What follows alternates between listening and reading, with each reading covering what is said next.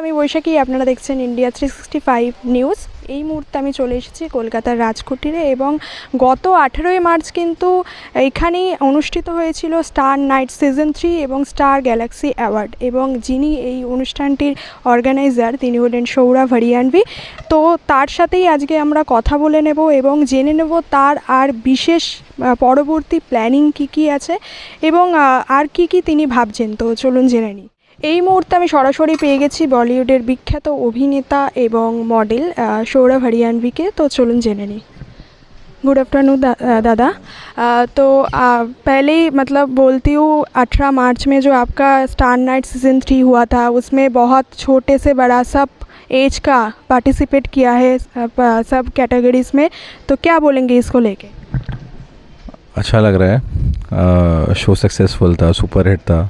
और आप देख रहे हो मैं बहुत ड्राउजी हो रखा हूँ बिकॉज टायर्ड हो गया था काफ़ी ज़्यादा। बिकॉज ये एक दिन की मेहनत नहीं थी, ये तीन महीने की मेहनत थी और 3 मंथ्स से कंटिन्यूस हम लगे हुए थे।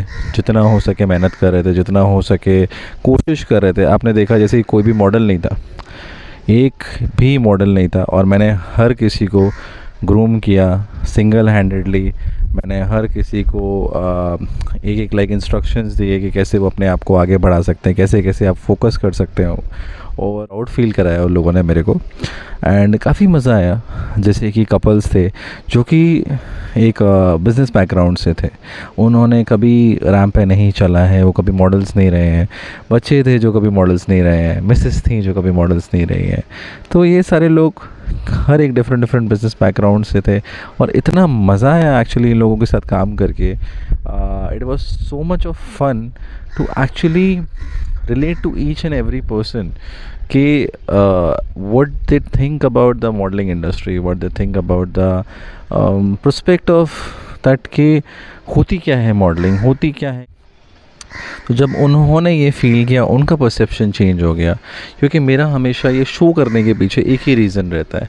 लोगों को लगता है भाई ग्लैमर इंडस्ट्री बहुत ख़राब है, लेकिन हम चाहते हैं इसको इवॉल्व करें और इसको बेटर बनाएं। इसमें क्या होता है, लोगों को एक अलग माइंडसेट होता है कि भाई हमें जाके कुछ ऐसा करना पड़े, सीन में नहीं आता या हमारी ज़िंदगी में नहीं आता है। पर ऐसा कुछ नहीं है। अगर आपका डेडिकेशन है, अगर आपका ड्रीम है तो ट्राई करिए, हम आपके साथ हैं। Saurabh Haryanvi is always with you, high hopes is always with you. और कोशिश करेंगे कि इससे भी बेटर और बड़ा हो सीज़न 4, क्योंकि इस बार 700 लोग थे तो शायद अब 1100 आने चाहिए। आपने तो खुद ही देखा है शो कितना बड़ा हुआ था, कितना लैविश हुआ था। And we provide all such kind of facilities to the requirement of the show, जितना हम कर पाए। खैर जैसे शादियाँ होती हैं तो बाराती ज़रूरी नहीं है, कहीं ना कहीं थोड़ा बहुत नमक कम रह ही जाता है, बट हमने पूरी 100% कोशिश की इस बार। And I think everyone was satisfied and everybody was happy, even our Bollywood celebrity Bhagyashree and हमारे 2 डिज़ाइनर्स थे ऑन बोर्ड जो कि हमारे टाइटल स्पॉन्सर्स थे, पंकज कुमार बाई संस्कृति एंड वंदना गुप्ता डिज़ाइंस। तो उनका साथ भी काफ़ी हद तक क्या बोलूँ मैं, शुरू से ही था और हम तीनों ने ही मिलके ये सारी चीज़ें स्टार्ट करी थी। एंड काफ़ी मज़ा आया उनके साथ भी काम करके। Then we got associated with SK house of jewellery, वहाँ से भी Mayank, Atul, we had lot of fun and it was a very beautiful kind of a thing. And I have created a high hopes family which is like uncountable right now. And आप लोग भी part हो इस family का almost. और एक बात, आप तो मतलब ये स्टार नाइट सीज़न 3 आपके मतलब ऑर्गेनाइजेशन से हुआ है, तो ऐसे आपका कितने सारे टीम रहते हैं, मतलब बहुत तो एफर्ट देना पड़ता है पहले से ही इतना बड़ा शो करने से, तो क्या बोलेंगे इसके बाद? मैं अकेला 200 के बराबर हूँ। खैर तो मैं काफ़ी एफ़र्ट देता हूँ। फ्रॉम व्हाट टू से, ऐसे बोलते हैं ना, हेड टू टो चीज़ें होती हैं जैसे कि, तो मेरे को समझ लो आप from gate to the stage सब चीज़ मेरे कंट्रोल में रहती है।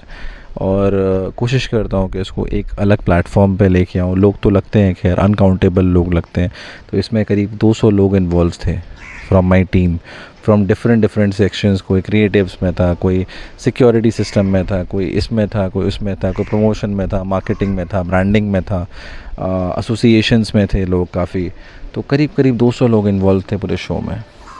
मतलब हर साल ही आपका सीज़न वाइज ऐसे होता ही है 1 2 3 4 करके, तो नेक्स्ट सीज़न में क्या और क्या प्लानिंग है आप?